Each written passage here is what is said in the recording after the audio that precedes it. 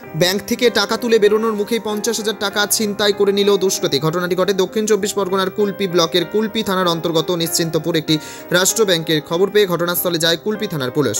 ঘটনার সূত্রে জানা যায় ওই এলাকার এক গৃহবধূ এবং তার শাশুড়ি জায়গা বিক্রির টাকা তুলতে পাঞ্জাব ন্যাশনাল ব্যাংকে যায় নিশ্চিন্তপুর শাখায়।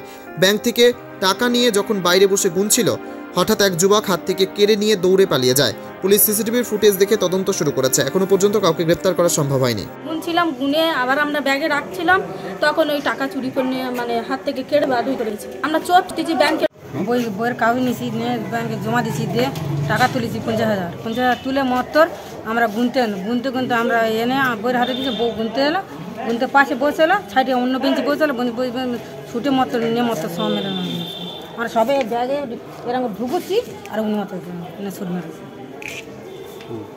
মানে কোন ব্যাংকে? কি ব্যাংকের নাম কি? এর ব্যাংকের নাম পাঞ্জাব ব্যাংকের নাম কি বলে।